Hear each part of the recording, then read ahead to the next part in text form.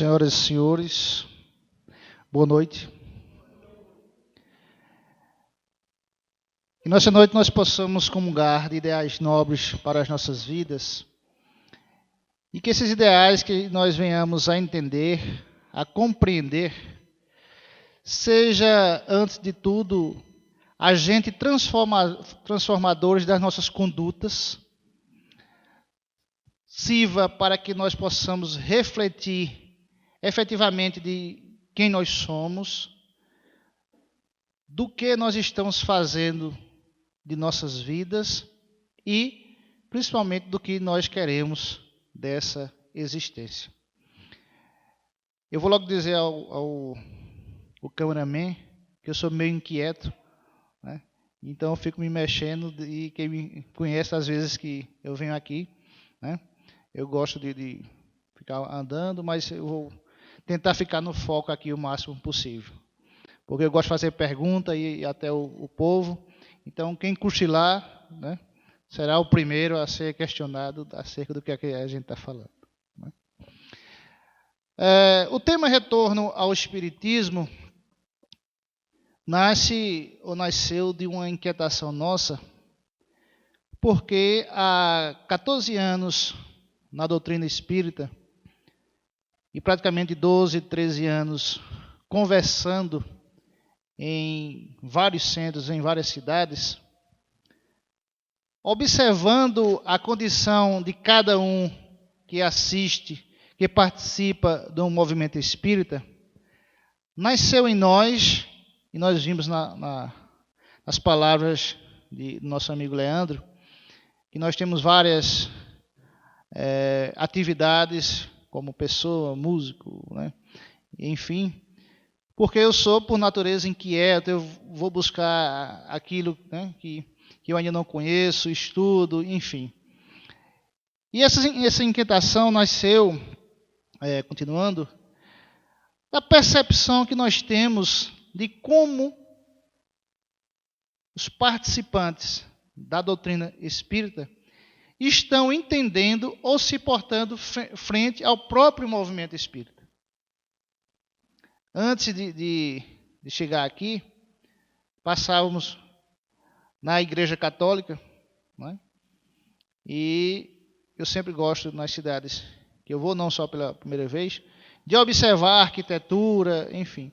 E nós sempre podemos observar como os nossos irmãos cristãos da Igreja Católica, principalmente, comungam juntos e se fazem presentes, participantes. E como é difícil, e eu sei que é difícil, nós espíritas, né, comungar com a mesma, não digo a mesma fraternidade, mas com a mesma assiduidade ao centro espírita, com o mesmo gosto, com o mesmo desempenho. Como é difícil, então, ser espírita, já dizia Divaldo Franco. Né? Porque é um turbilhão de ideias novas, inúmeros livros que nós precisamos ler ou ouvir sobre eles. Só da codificação são 5. Só de André Luiz são 11. Só de Emmanuel eu conto mais de 100. Não é? E tantos outros, Leon Denis, Gabriel Delane, e tantos outros que contribuem ou contribuíram para o movimento espírita como um todo, em todo o mundo. Então, não é fácil, de fato, ser espírita. A proposta lançada por Allan Kardec lá em 18 de abril de 1857 é muito mais profunda do que aquela que a gente tem entendido ou praticado. E se ela, como dizia o próprio Kardec, não nos inquietar a alma, o inconsciente, ela não está servindo. Se nós não estivermos no centro espírita, nos questionando o que nós estamos fazendo ali, ao sair do centro espírita, o que nós aprendemos, ouvimos no centro espírita, e muito mais, o que é que eu vou fazer com aquilo que eu vi, com aquilo que eu compreendi lá no centro espírita. Bezerra de Menezes diz que nada adianta estar no centro espírita, ouvir e não entender. Entender e não praticar. Perceba que muitas vezes nós vamos ao centro espírita, ouvimos e não escutamos, né? Há uma diferença aí. Nós ouvimos, muitas vezes o nosso corpo está e nosso espírito nem está, né? Está em casa. Mas, quando nós saímos da casa espírita, parece que nós não absorvemos praticamente nada. Parece que nada nos inquieta verdadeiramente. Porque Allan Kardec era inquieto. Basta a gente assistir o filme, né? Que já está disponível na Netflix, que nos dá uma pequena ideia de um espírito inquieto que era Allan Kardec, que foi atrás, que questionou, que perguntou, e principalmente que pôs em prática toda aquela inquietude.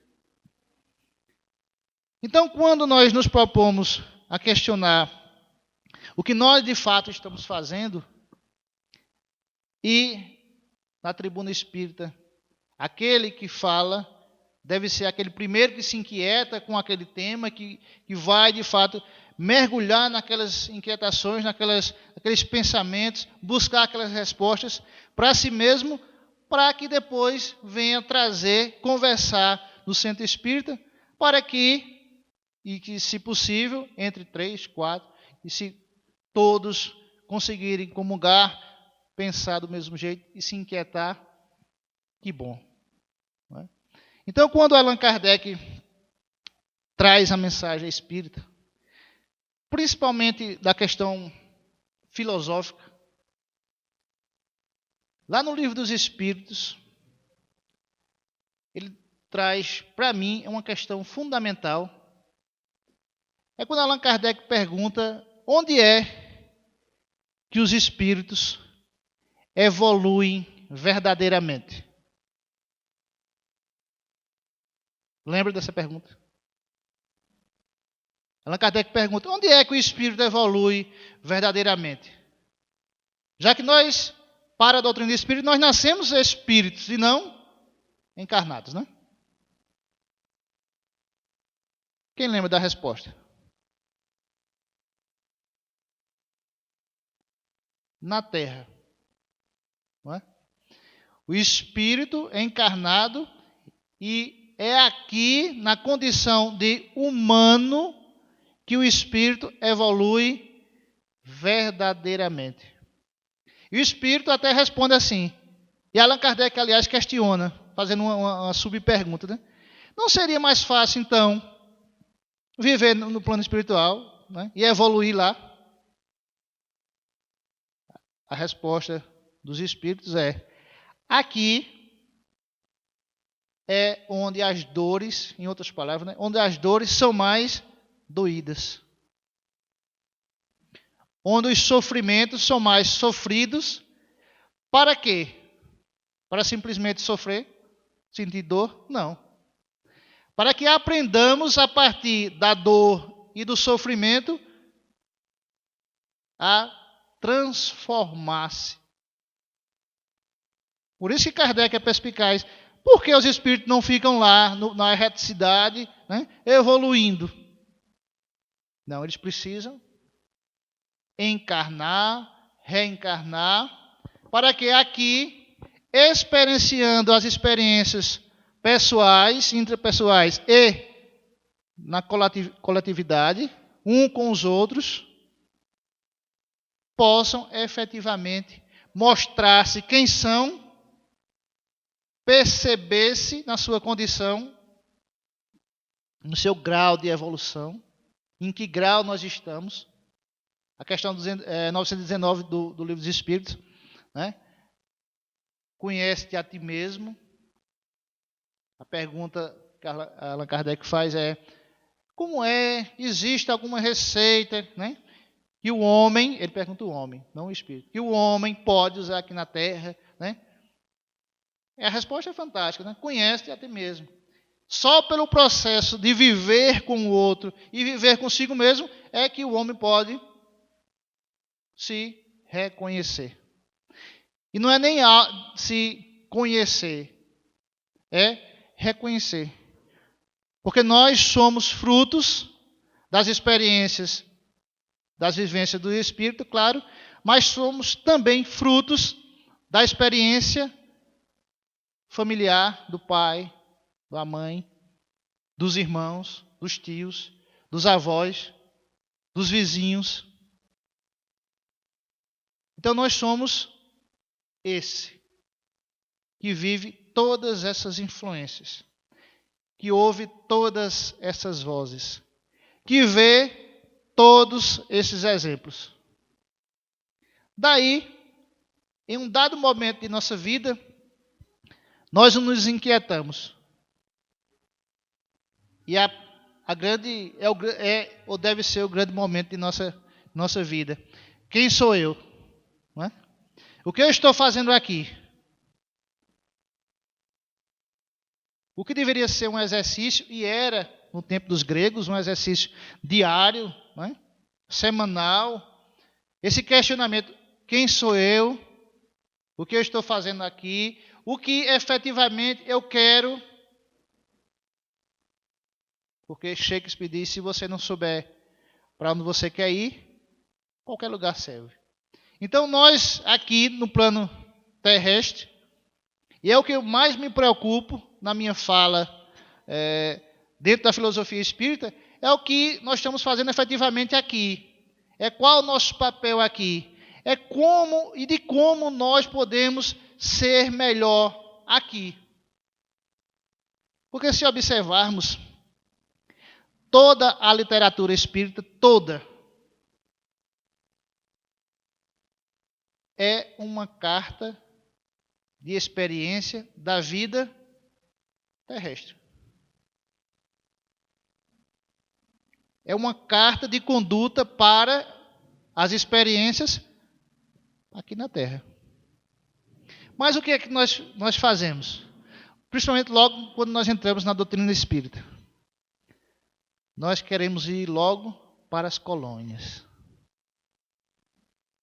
Nós passamos a deixar de viver as experiências com o outro, comigo mesmo, com as minhas qualidades, com os meus defeitos, com a qualidade dos outros, com as virtudes dos outros, e passamos a querer viver a vida lá no plano espiritual.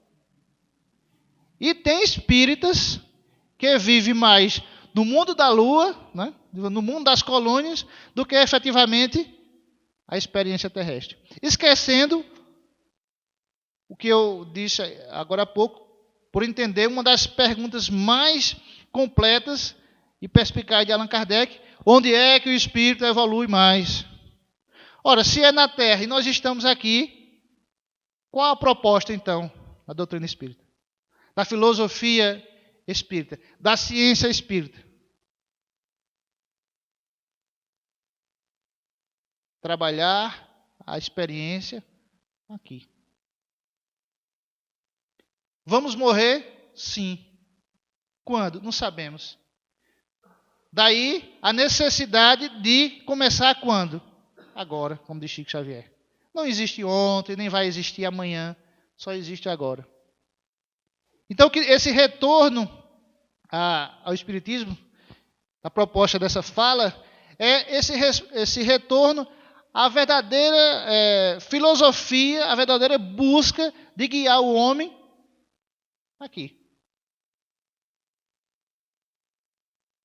Porque nada adianta vivermos 30, 40, 50, 100 anos aqui e não evoluirmos no nosso processo íntimo. Eu não falo nem do degrau da escala espírita, né? Dos 3 níveis da escala espírita. Mas a nossa condição pessoal. De, por exemplo, nós chegarmos no centro espírita, depois de 1, 2, 3 anos, e nos sentir modificados. Lá vai as perguntas agora. Quem dentre vós, né, se sente modificado desde que entrou no centro espírita? Pode falar.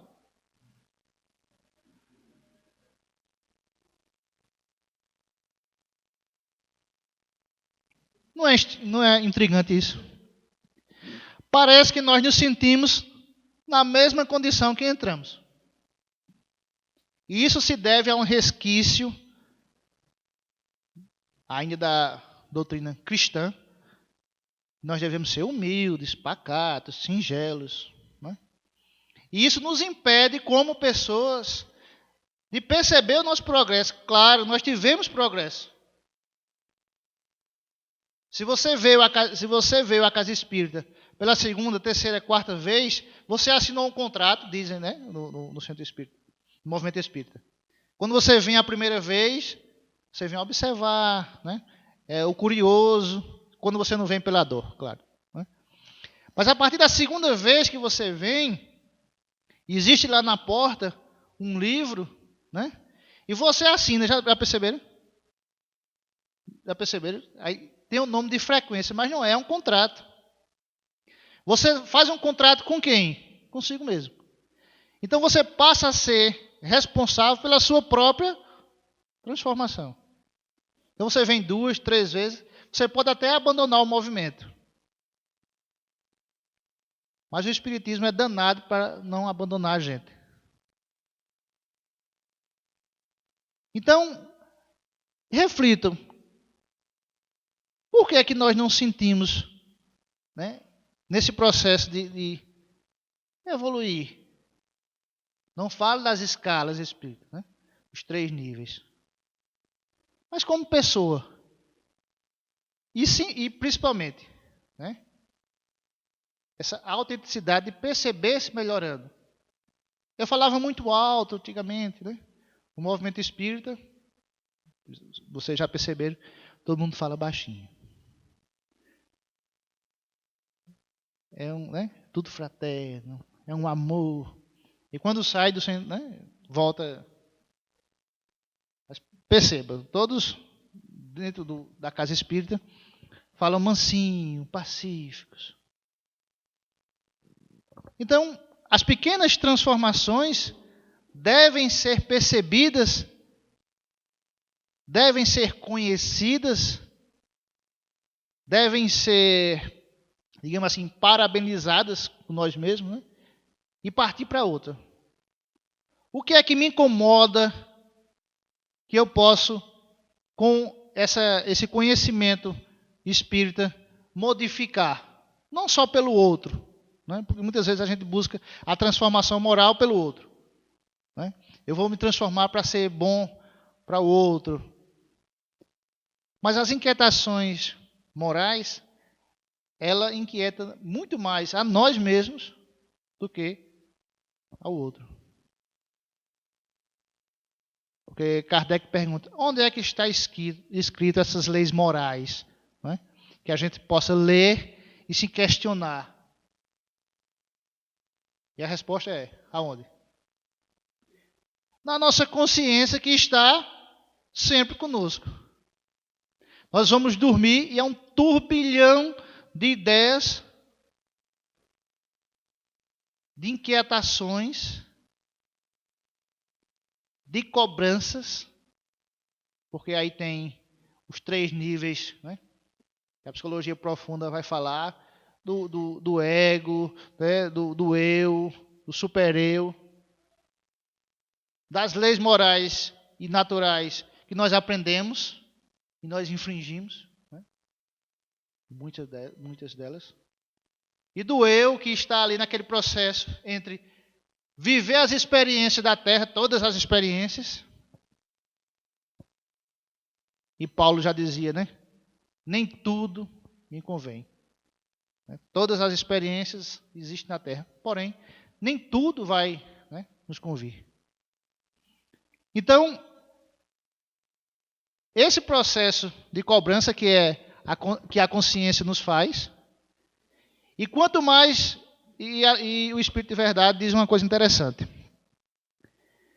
Quando ela não é ouvida, lembra dessa resposta?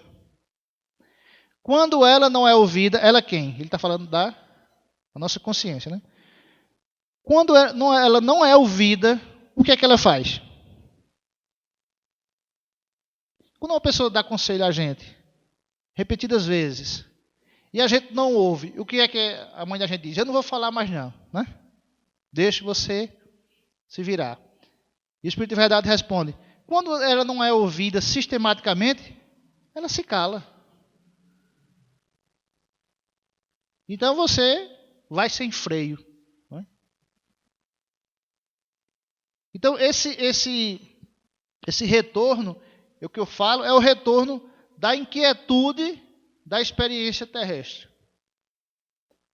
Vamos retornar ao Espiritismo, às primeiras perguntas do Livro dos Espíritos, a inquietude de Kardec, lá em 1855, 2 anos antes dele lançar a codificação, quando ele vê os movimentos, né, das mesas girantes, e ele pergunta uma pergunta que só um filósofo poderia fazer e um professor, né? Quem são vocês? Entendendo que aquilo ali não era um magnetismo puro, né? E a resposta é o que o fenômeno ali estava esperando, que era vir aquela pergunta. Somos os espíritos daqueles que vieram, né? Que povoaram a terra, que viveram na terra. E as perguntas subsequentes que Kardec vai fazer não estão no Livro dos Espíritos, mas estão nos 12 exemplares, salvo engano, da Revista Espírita, que Allan Kardec lançou posteriormente, que Allan Kardec perguntava por que então se está dando esse movimento de retorno das almas daqueles que viveram aqui na Terra. O que é que vocês querem? Trazer as nossas experiências aí, para que elas não sejam repetidas, para que as dores e os sofrimentos não sejam repetidos, não sejam sofridos. Veja que interessante. As experiências dos espíritos aonde? Quando encarnados. Então é mais profundo observar as experiências aqui do que as experiências espirituais. O chamado da doutrina espírita e da filosofia espírita é viver agora, aqui e agora, consigo mesmo e com o outro. Como é que nós estamos experienciando, vivendo as experiências com nós mesmos, por exemplo?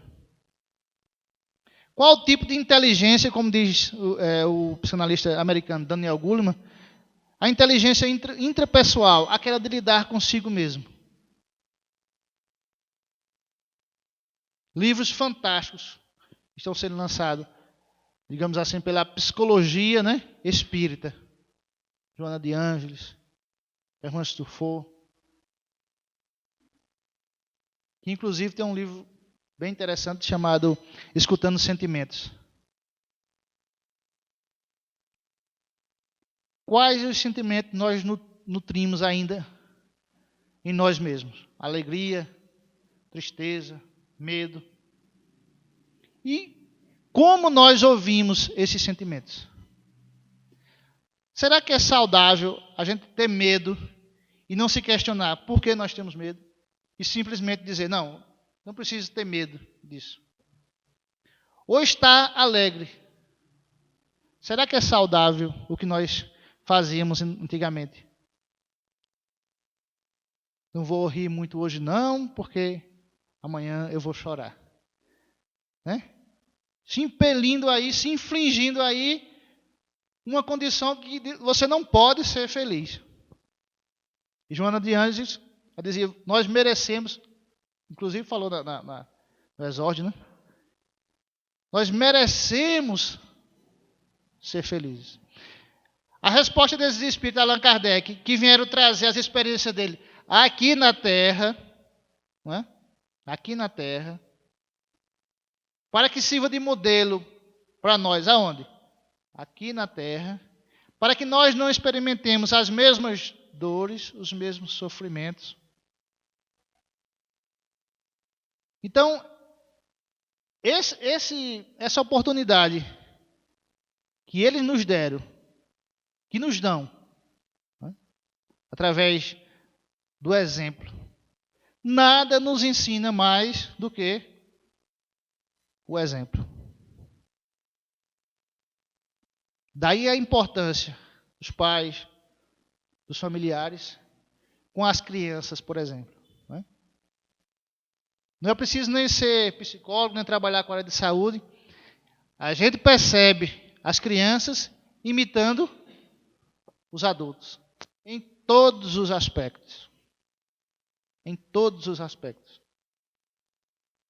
É na dança que a gente vê as crianças dançando tal qual as mães, né? Os pais, o funk da televisão, por exemplo. Né? Nós trabalhamos com música, nós temos um pouco de autoridade para falar sobre isso, né? E como a música hoje, nesse plano aqui, está dificultando a concentração das crianças, dos jovens. Há um livro bem interessante que fala sobre música e espiritualidade. É de um escritor, ele é espírita, mas está vivo ainda, né? É espírita, não é espírita. E ele fala justamente disso, né? De como, e nós, isso a ciência diz, a ciência espírita diz, toda a ciência diz, nós somos energia. Né? Energia pulsional, nós vibramos. E a música, ela é vibração. O violão vibra, o teclado vibra, o piano vibra, o bombo vibra, o tarol vibra, tudo na música é vibração. Então, essa é a harmonia da música, harmoniza com a vibração do corpo. E o espírito não consegue, o espírito, estou falando aqui, né, do perispírito, da condição vibracional, vibrar na mesma frequência daqueles pancadões. Já ouviram? Aqui tem aqueles pancadões, aqueles carros que balançam os vidros das casas, uma música que ninguém entende. Nosso corpo físico não consegue vibrar naquela intensidade. E o que é que acontece? Vocês já viram experiência e uma nota muito aguda, por exemplo, isso tem muito na televisão. Uma nota muito aguda consegue quebrar um cristal. Né? Tem até um cantor brasileiro, S. Cordeiro, ele faz isso. Quando a nota é muito aguda, ela consegue. Por quê? Porque o cristal não consegue vibrar naquela frequência. Então, ele se quebra. O nosso corpo, como ele não consegue vibrar na mesma frequência dos pancadões, o que é que ele faz? Desorganiza-se. Perceba a diferença de uma música clássica, de uma música MPB, como harmoniza e como esses pancadões, essas músicas de má qualidade, desorganiza. Então, nós aqui no plano físico, aqui na Terra, temos que lidar com mais esse processo que está dificultando a nossa experiência aqui. As mídias sociais, que tão bem faz, né? Nós viemos aqui pela primeira vez e tantas as outras vezes, através do conhecimento, né, da mídia social, que nos vê, que nos convida, o que era impossível há 50 anos, né? Hoje já é possível, mas, em contrapartida, como está dificultando as nossas experiências aqui. Principalmente com os fake news hoje, né? E a gente não sabe em que acreditar. E como, principalmente, a mídia pode influenciar para o bem ou para o mal. Eu estava dizendo a Leandro que o ano passado eu estive em Arco Verde e nós já somos bem crescidinhos no movimento espírita para que nós possamos discernir as coisas que acontecem dentro do movimento espírita e como somos e nos entendemos espírita, defender ou rechaçar aquilo, né? Nós estivemos o ano passado tocando, né, lá em Arco Verde quando teve as cartas de Fátima, né? Todo mundo conhece o Fernando Bem, que faz as psicografias, né? E que recentemente, acho que o mês passado, houve uma reportagem no Fantástico, né, que o acusou de charlatão e copiava, enfim. Quem é que pode fazer esse juízo? Quem é mais antigo ou que leu mais a fundo o movimento espírita, a gente vai ver que Chico Xavier já sofreu isso lá no começo. E o próprio Divaldo Franco foi acusado, inclusive pelo próprio Chico Xavier, né, de plágio. Que Chico respondeu vários processos, inclusive por um dos filhos do próprio Chico, né, adotivo, que denunciou que Chico plagiava, e ele mesmo copiava aquilo. Então, veja como não é fácil ser espírita, mas como é instigante e necessário ter a reflexão de espírita. Allan Kardec escreve 519 questões, depois acrescenta mais 500, depois escreve mais 4 livros, tentando, né, trazer recomendações úteis, necessárias e eficazes para as experiências aonde? Aqui. Porque depois que você morrer, já era. Não tem mais o que você fazer aqui. Você pode até voltar e abusar o povo e fazer medo, sei lá, né? Mas você não voltará mais a... Sim, medo, né? Porque o espírito morre de medo de espírito. Isso é uma verdade. Acho que eu já disse aqui. Uma senhorinha lá em Arco Verde, e eu conversando sobre espírito. Ela disse, não apaga a luz não. E era à tarde, né? Lá em Arco Verde são 2 centros espíritas. Um de 5 às 6, atende mais pessoas. Esqueci o nome do centro agora. E o outro é o GE, que é à noite. Então, estava as luzes acesas, né? E ela disse, não apaga a luz não, que eu morro de medo de ficar no escuro. Mas aí eu fui questionar. E eu estava contando a história dos espíritos, né, que brincavam jogando pedras, ou fala no ouvido da gente e vem com aquele vento. Ela disse, não fala isso não. Eu morro de medo. Então, muita gente, a gente sabe, está no movimento espírita, mas morre de medo de espírito, né? E tinha uma palestrante que dizia, se vier que venha quando eu estiver dormindo. Vem em sonho a gente conversa que é de espírito para espírito, a gente conversa e brinca e tudo, mas, né, eu acordada não. Então, são desses desafios que eu estou falando, né? Retornar ao espiritismo é retornar a essa primeira mensagem. Eu lembro quando eu tinha 6, 8 anos, o meu avô era espírita, a minha avó era espírita. A minha mãe transitava em todos os movimentos, né? Mas meu avô era espírita e a minha avó, e nos levava para o centro espírita. E lá tinha outras crianças. E a gente, né, e eu tive a grande satisfação de a minha primeira palestra espírita foi justamente no centro. Eu ia lá com 6, com 8 anos, né? E eu via desde pequenininho aquelas lições de ler o Evangelho, ler o livro dos Espíritos. Já tinha também o livro dos Espíritos para criança, todo o ensinamento para que a criança possa entender que é muito importante nós retomamos nossa fala, né? O exemplo para as crianças. Perceba como é difícil jovens no centro espírita. Não é? Há 30 anos atrás, era mais difícil ainda. Tanto por medo das manifestações, eu também me pelava de medo, né? Quando era 10, 12 anos. Minha casa era comprida, então eu acendia todas as luzes e voltava apagando de costa. Isso é natural, porque nós... Mas o movimento espírita era composto, lá em Belo Jardim principalmente, mais pelos os mais idosos, né? As pessoas mais experientes de vida. E quase a gente não vê adolescentes no movimento espírita.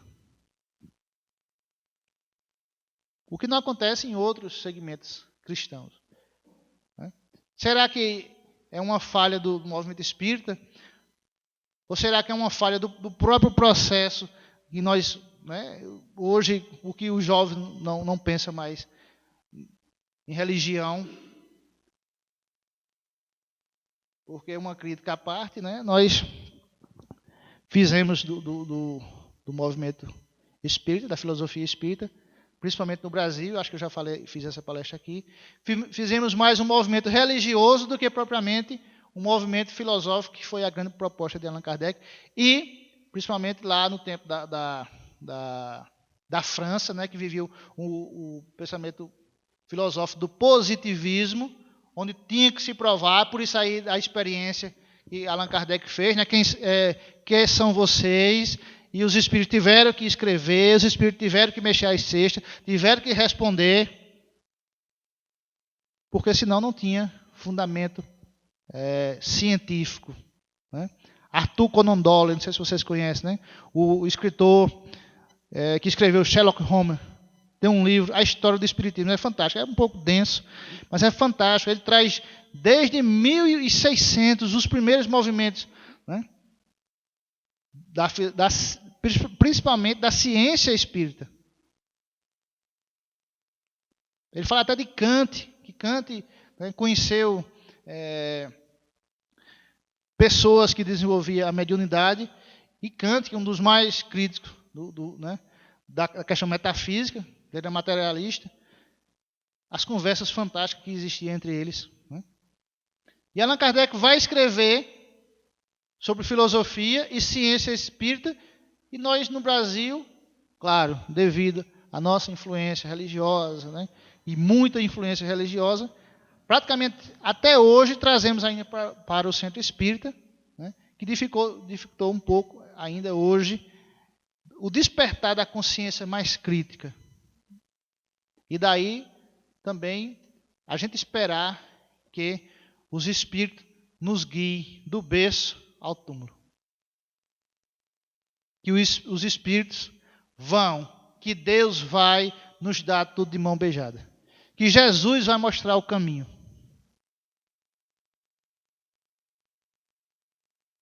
Será que é assim? Se a resposta dos espíritos foram: é na terra que as experiências são mais vividas, que o espírito evolui mais,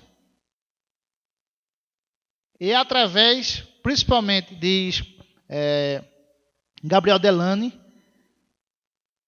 que cada passo que nós damos, só quem sai do lugar somos nós. Não é o mundo. Então veja que interessante. Cada passo que nós damos, só quem sai do lugar somos nós. Agora, para que lado nós estamos dando esse passo, é a grande questão. Se para trás, né? Se para o lado, ou se para frente. E aqui, encarnados no movimento espírita de Camusim, como é que nós estamos nos sentindo nessa proposta? Será que nós vamos continuar empurrando com a barriga esse processo de melhora até morrer? Há algumas teorias e alguns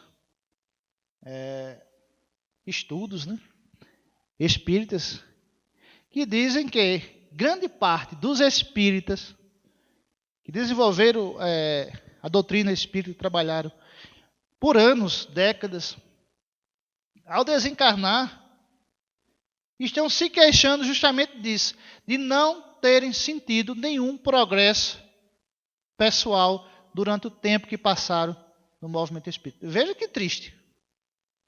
Você passar 10, 15, 20, 30 anos no movimento espírita e não sentir-se, né, progredindo. Não sentir-se melhorando naqueles aspectos que você se sente incomodado, por exemplo. Claro, a gente não vai ser melhor de um dia para a noite. Mas só nós podemos promover a nossa transformação moral. Ou alguém mais pode fazer por nós. A Bíblia está aí para trazer os exemplos, né? Os padres, os pastores, o movimento espírita, 417 livros só de Chico Xavier, né? Tantos outros da codificação, como nós já falamos. E se a gente não quiser? E se o cristão não quiser? Se o judeu não quiser? Modifica-se. E que triste essa informação de que espíritas desencarnando não se perceberam em nenhum progresso de evolução. Eu não falo nem de evolução, mas nenhum progresso de transformação daquilo que lhe incomodava, por exemplo. Então, o que nós vamos fazer, diz a doutrina espírita, retornar. Ora, se você passou tantos anos lá, não se modificou, não se sentiu modificado, você vai ter que retornar.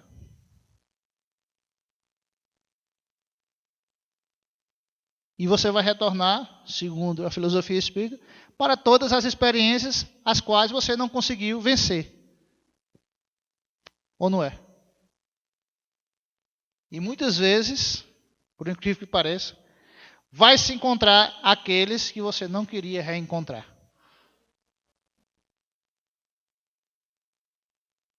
O filósofo Nietzsche faz uma pergunta que eu acho fantástica. Ele diz assim, e eu vou perguntar a vocês, vocês vão responder intimamente.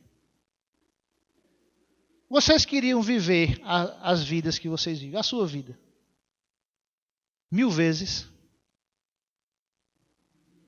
Você queria viver a sua vida 1000 vezes?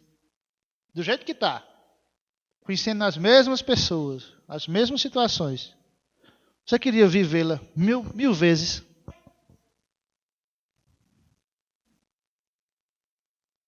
Sim ou não?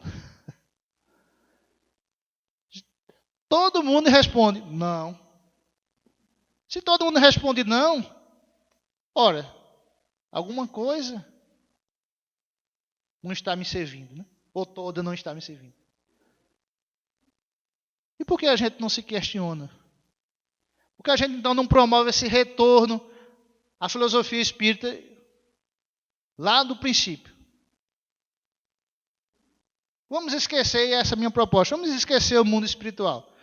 Vamos deixar para estar no mundo espiritual quando nós de fato estivermos lá. E vamos promover esse retorno agora. Sair daqui e efetivamente, e essa é a proposta, né? O que eu ouvi lá, o que eu escutei lá, o que vai ficar de mim nisso? O que é que eu vou fazer com aquilo que eu escutei lá? E, dentro da psicologia profunda, se questionar. Eu não entendi nada. Eu não ouvi nada. Eu não escutei nada. Porque é possível, né? Que uma pessoa fale 1 hora para a gente e a gente não esteja nem aí. Ou não compreenda, também é natural, ou não nos afete aquilo. Porque, eu repito, quando a gente traz um tema, primeiro, quem fala que refletiu sobre esse tema. A inquietação deve partir e ninguém eu acho, né, penso, que ninguém traz um tema simplesmente por ser bonitinho. Né, a gente traz um tema que nos inquieta. Por isso que eu não trago os temas que a gente já ouve tanto na casa espírita. Né? Suicídio. É importante, mas não me inquieta, por exemplo. Né?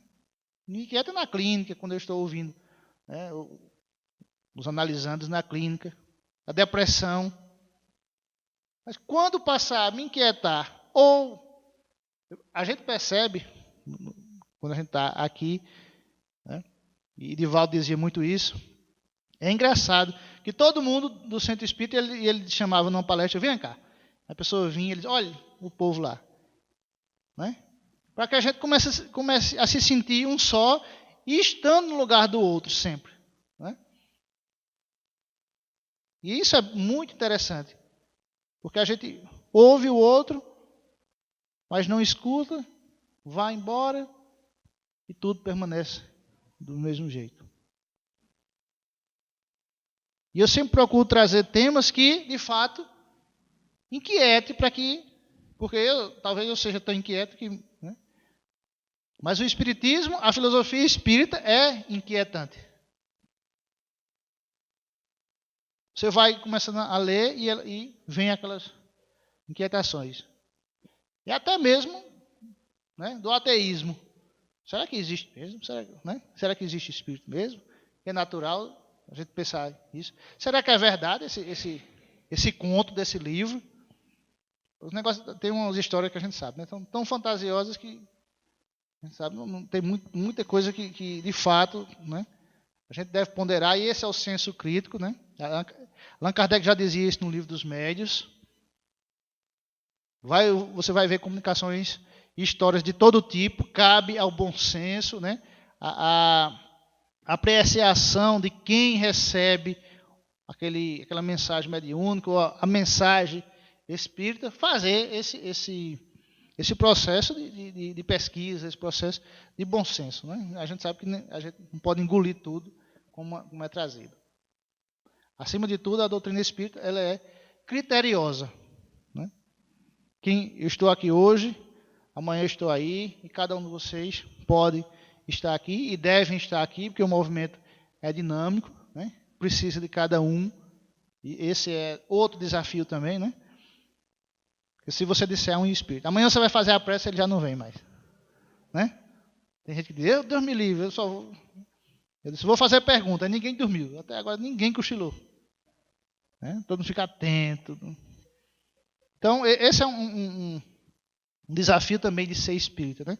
De fazer esse presente no movimento espírita. E fazer se aparecer para que o movimento, se precisar, você esteja lá também.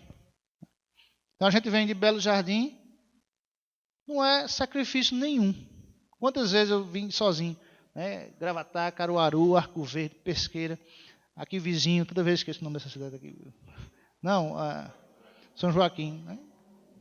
Então, não é sacrifício nenhum. Quando você faz o que você quer, porque você gosta. Então, nenhuma tarefa espírita deve ser para nós, né, ardilosa, penosa, e que nos deixe angustiados de fazê-la. Pessoalmente, eu não gosto de fazer a campanha do quilo. Mas é uma questão minha. Isso me inquietou por anos. E eu ia para a campanha do quilo. Uma vez por mês. Mas um domingo, antes de eu ir para a campanha do quilo, aquilo ali ficava em mim e eu já ficava imaginando quando chegasse o dia da campanha do quilo. Até que uma pessoa bem mais experiente que nós disse, olha, veja, cada um tem um papel. E ninguém pode fazer tudo. Você que consegue falar em público, né? Muita gente tem medo de falar em público, você fala. Se você não conseguir falar, você entrega a mensagem. Você faz a prece. Você escuta. Eu estou falando, escutando na questão do atendimento fraterno, por exemplo. Né? Então, cada um tem uma tarefa. Não é porque a gente não consegue ir para a campanha do quilo, ou porque a gente... Né, em outra experiência, voltar espírita, a gente faz e vai desenvolvendo. Né? Nessa eu aprendi música, nessa eu gosto de filosofia, fui fazer direito, fazer psicologia. Na outra eu vou estudar a campanha do quilo. Sem nenhum problema. A gente também não pode, digamos assim, nos ferir com aquilo que ainda nós não conseguimos. E temos até vergonha de dizer às vezes, né? E isso passa aí, retornando a primeira pergunta que eu fiz. Nós estamos nos sentindo melhorando, com o que nós desejamos no primeiro dia que nós viemos à Casa Espírita, a segunda vez. Nós estamos sentindo efetivamente se transformando, não transformados, mas se transformando na nossa proposta. Chega em casa e faça essa pergunta numa folha de papel, né? E comece a responder. Em que você acha que não se melhorou? E na outra coluna, o que você acha que você já deu passos importantes? Essa é a proposta espírita, né? E a gente busca essa transformação efetiva e não simplesmente pensar e desejar evoluir e permanecer fazendo as mesmas coisas, os mesmos pensamentos. Como diz Einstein, né? É idiotice fazer as mesmas coisas e esperar resultados diferentes. Se você vem para o centro espírita, age do mesmo jeito, vai para casa, volta na semana que vem. Claro, depois de 15 anos você vai se perguntar, vai se sentir, não transformei nada. Então, o retorno ao Espiritismo, para encerrar, essa nossa proposta de retornar ao primeiro dia que nós entramos no centro espírita. O que é que a gente queria se não foi pela dor? Por isso que a maioria aqui não foi pela dor, né? Se não foi pela dor. Mas o que nós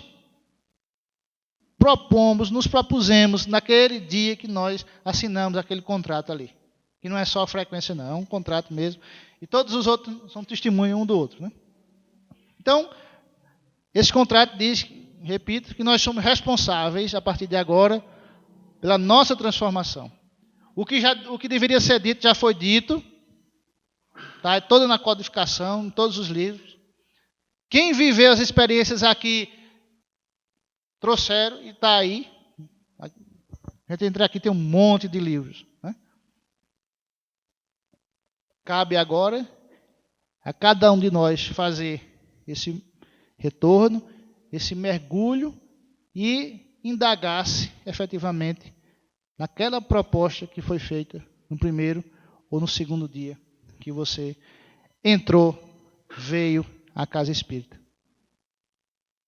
E eu creio que esse retorno deve ser feito dia a dia. Momento a momento. Não só diante das dificuldades, não. Mas nas alegrias, que é importante. Escutar os nossos sentimentos. Então, a nossa mensagem fica de nós possamos fazer e possamos sair daqui, que é o meu desejo, cheio de perguntas, né? cheios de inquietações, cheios de propostas. Então, mas agora eu vou mudar efetivamente. Né? Agora eu vou colocar em prática aquilo que eu vi um dia na palestra, que eu assisti na internet, que eu li num livro.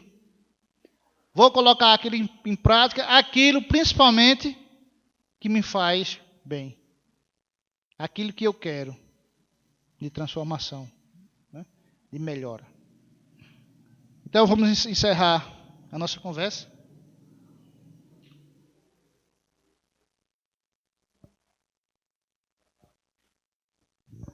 Pessoal, hoje a gente não vai ter o passe individual.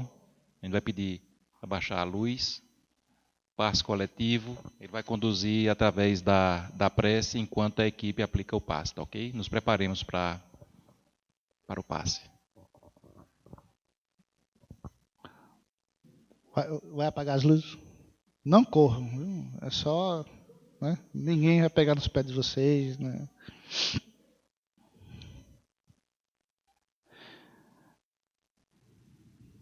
Meus amigos, minhas amigas, nós somos energias emanada do cosmo universal. Nós vibramos na intensidade dos nossos desejos. Então que nesse momento nós possamos sentir, por essa energia da luz azul que permeia esse ambiente, que possamos nos sentir energizados, abençoados, que possamos sentir que de cada um de nós que se faz presente aqui, emana as melhores energias possíveis. Que nós possamos sentir, através da luz branca que se faz presente nesse ambiente, o sentimento de paz, de tranquilidade, de equilíbrio que deve permanecer em nossos corações, em nossas almas. Que nós possamos sentir a energia daquele homem que viveu aqui na terra para experienciar o amor. Que possamos sentir a energia de Jesus de Nazaré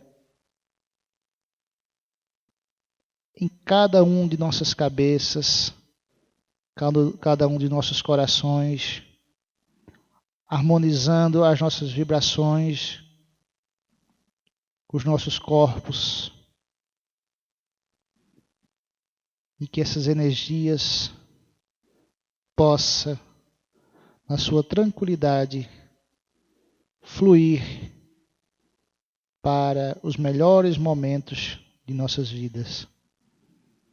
Que cada um de nós possamos,